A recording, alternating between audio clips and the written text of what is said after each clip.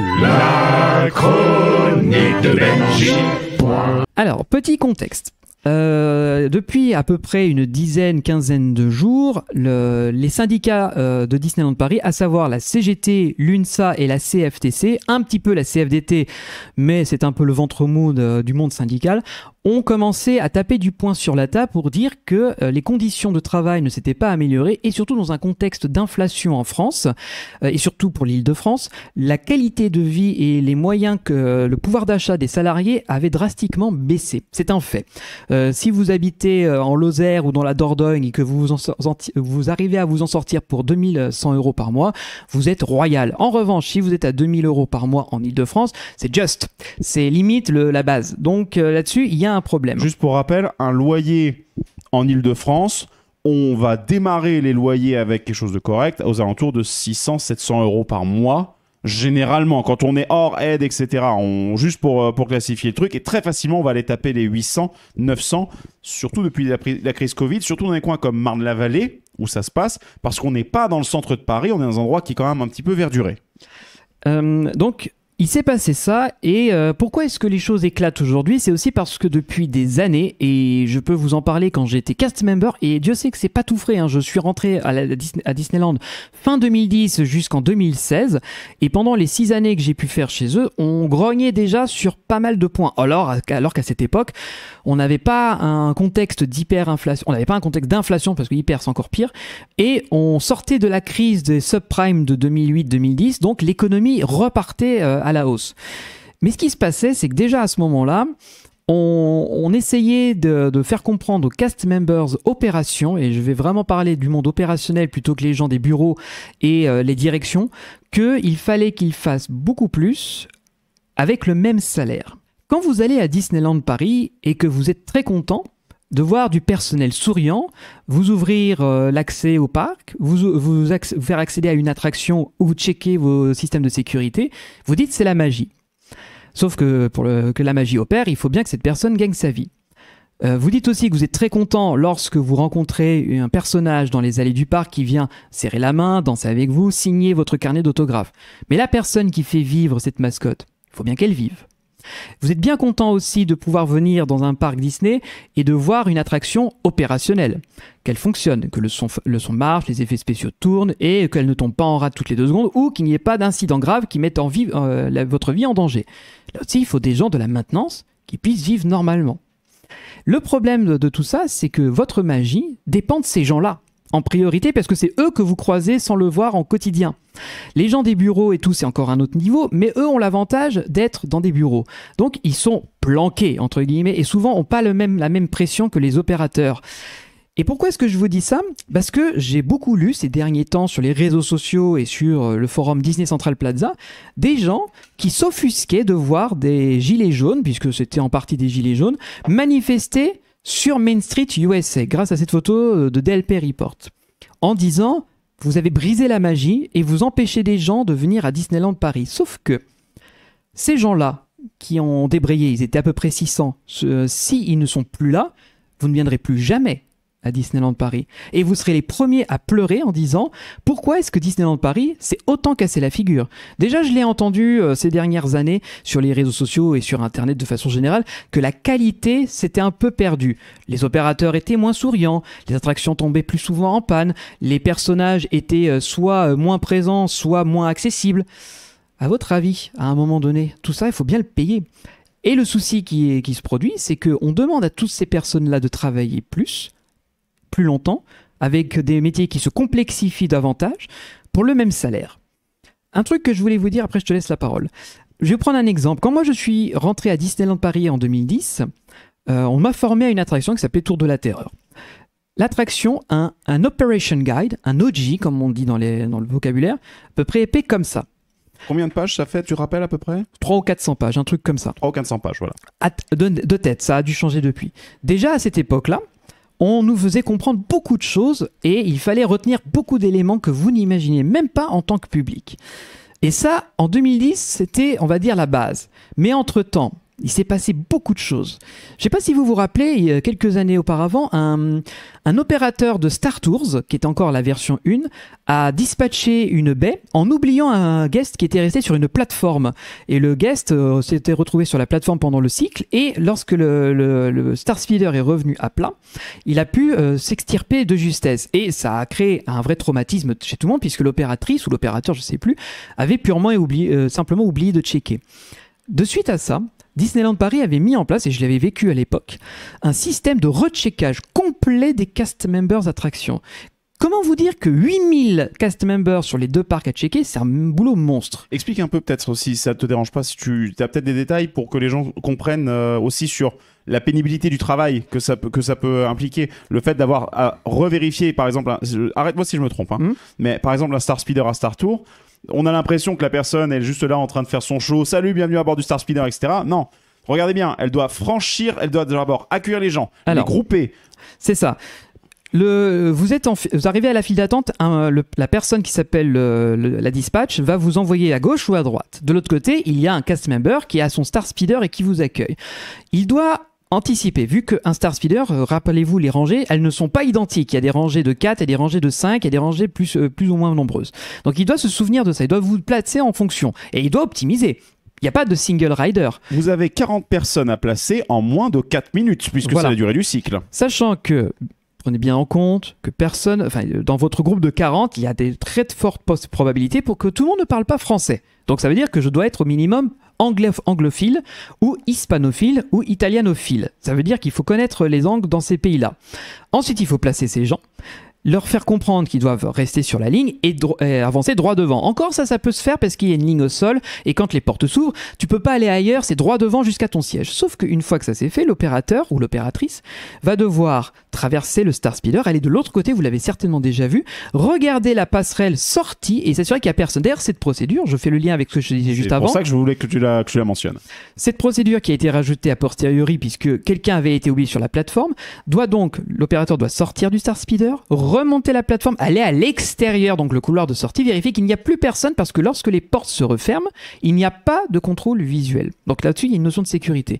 Une fois que ça c'est bon, il peut revenir dans le Star Speeder, il a le boîtier de contrôle qui est du côté de ces 3 PO, appuyer sur un bouton, les portes côté sortie vont se fermer. Juste pour la confirmation en elle-même, vous avez des boutons sur lesquels vous devez appuyer à ces endroits physiques. Vous devez y aller physiquement, vous ne pouvez pas passer en mode « Ah, j'ai pas vu ». Non, c'est ça. Tu dois y aller pour appuyer sur le bouton. Et hispanophone, et autant pour moi, Vador, effectivement, je m'étais trompé. Hispanophone quand on parle un peu espagnol. Donc une fois que ces portes-là sont fermées, il y a la fameuse vérification. Et ça, c'est un truc que vous avez tous déjà vu dans toutes les attractions Disney. Star Tours est un cas intéressant parce que il faut checker des rangées qui sont très longues et l'opérateur ou l'opératrice ne peut pas regarder jusqu'au bout.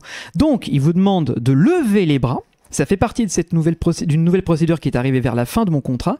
Cette nouvelle procédure, elle est bête. Il faut lever les bras, ce qui permet de voir la ceinture de sécurité. Vous devez ensuite tirer la fameuse languette jaune pull on the yellow tab. Vous l'avez certainement déjà entendu une bonne paire de fois. Et il faut le faire à toutes les rangées. Et une fois que tout ça c'est fini, s'assurer... l'expliquer dans les langues, parce qu'en plus, je sais pas si vous avez remarqué, mais il y a de plus en plus de guests qui n'en tiennent pas compte et qui n'ont pas entendu l'instruction et qui arrêtent la procédure. Donc vous, en tant que cast member, vous avez déjà tout ça avant. Voilà. Vous devez gérer chaque individualité en plus. Donc le faire comprendre dans toutes les langues. Allez vite, parce qu'encore Star Tour, ça va. Tu as ta baie, tu as ton véhicule. T'en as pas un autre qui est derrière en backup. C'est toi qui gères. Quand tu es dans une montagne russe ou un coaster, il faut que tu ailles très vite, parce que derrière, tu as des trains qui se mettent en stand-by. Bref, là-dessus, c'était juste pour l'exemple. Une fois que tu as checké tout ça, tu refermes la dernière porte, tu quittes la plateforme et tu te mets en position de vérification. Vous l'avez peut-être déjà vu, mais il y a une console qui se trouve au niveau du Star Speeder côté embarquement, qui est à l'extérieur. C'est là, l'opérateur doit checker que tout va bien.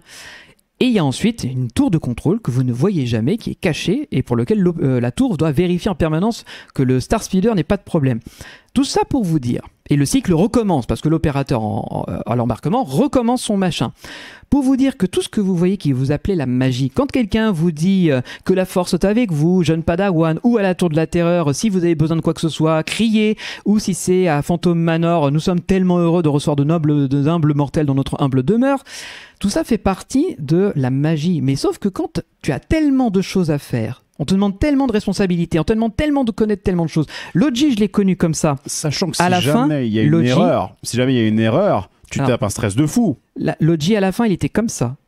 J'exagère pas, hein, ça veut dire qu'il y a eu des addendums, donc des add-ons, qui ont été rajoutés au fur et à mesure, sans écraser les anciennes règles. Ce qui fait qu'au bout d'un moment, on se retrouve avec un millefeuille. Et ça, je vous parle parce que c'est le secteur opération en attraction.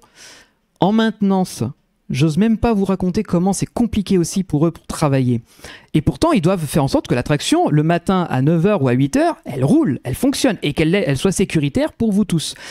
Donc, tout ça, à un moment donné, ça pose la question de est-ce que ça justifie 1300 ou 1400 euros de salaire net par mois quand on est en opérateur? Oui, c'est ça le salaire. Hein. Et là, ce que je vous dis, c'est vrai. Si vous avez vu, j'ai fait une story. En région parisienne. J'ai fait une story Instagram juste avant le début de ce live parce que je demandais à notre communauté s'il y a des gens qui bossaient à Disneyland Paris et je leur ai demandé où vous travailliez et quel salaire vous aviez. Ce que je vous dis là, ce sont des chiffres qui sont frais d'il y a 1 heure. Pour les opérateurs. Et opérateurs, maintenance et spectacle. On va parler des 3. On est à 1400 euros net en moyenne pour un opérateur en attraction.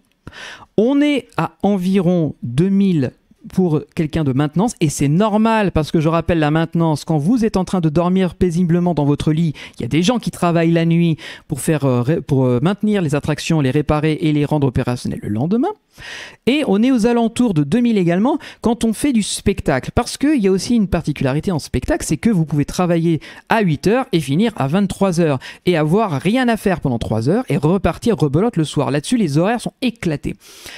Donc, le problème qui se pose avec Disneyland Paris, c'est que pendant des années, il n'y a pas eu beaucoup de remue-ménage. On a dit, ok, on accepte ces nouvelles règles, on accepte d'en subir davantage, parce que le métier nous plaît. Il faut bien prendre en compte que ces gens-là qui manifestent, ils aiment leur travail. Ils n'aimeraient pas leur travail. Bien sûr qu'ils seraient partis.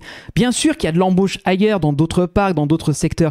Sauf que ils ont à cœur de bien faire leur travail, et Disneyland Paris, pendant des années, et c'est encore le cas aujourd'hui, ne leur permet pas de faire leur travail dans de bonnes conditions.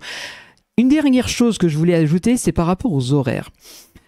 Quand j'ai travaillé à Disneyland Paris, les Walt Disney Studios avaient un rythme un peu bâtard qui s'appelait le 4-3. C'était 4 jours de travail, 3 jours de repos. Donc on faisait déjà les 4 jours de travail avant l'heure, avant que ça soit déjà à la mode. Et on faisait 10 heures par jour pour compenser, ce qui faisait que, pause compris, on arrivait bien à 35 heures hebdomadaires, ce qui était bon. Et le parc Disneyland, lui, avec ses horaires étendus, faisait du 5-2, l'horaire classique avec 5 jours travaillés, 2 jours de repos. Bien sûr, vous pensez bien que nous sommes dans un parc. Les week-ends, pour les jeunes arrivants ou les gens qui n'ont pas de famille, vous pouvez vous asseoir dessus. Les jours fériés, ça n'existe pas. Et en termes de paiement, en termes de salaire, je vous rappelle que vu que nous sommes dans le secteur du loisir et du tourisme, eh bien ce sont des journées normales. Les seules journées où c'est payé double, quelle que soit l'ancienneté, c'est le 1er mai et le 14 juillet. Et c'est marre. Donc ça veut dire que pendant un moment, vous allez travailler beaucoup et pas beaucoup gagner. Donc il faut avoir envie de s'accrocher. Et il y a du monde qui s'accroche. Il y a 15 000 salariés qui le font. Beaucoup, il y en a 8 000 ou 9 000 en opération et ils le font, ils travaillent. Sauf qu'à un moment donné, il y a un moment où c'est un peu too much. C'est après le Covid-19, la direction de Disneyland Paris, vous l'avez peut-être déjà lu sur les réseaux sociaux, a fait un dégrossissage. Beaucoup de métiers ont été supprimés, des secrétaires, des postes, des sections entières, dont le Buffalo Bill Wild Way Show, je vous rappelle que et le Motor Action Stunt Show Spectacular, ils en ont juste profité pour le faire sauter. Mais surtout, quand vous étiez en opérationnel, ils ont installé ce qu'on appelle les horaires flexibles. Qu'est-ce que ça veut dire? Eh bien, ça veut dire que d'une semaine à l'autre, vous pouviez faire le lundi 4 heures de travail, le lendemain 8 heures de travail, le surlendemain 2 heures et le surlendemain 6 heures. Avec, par exemple, commencer à 8 heures, finir à 10 heures ou commencer à 16 heures, finir à minuit. Et je vous laisse imaginer le rythme de travail que ça induit derrière.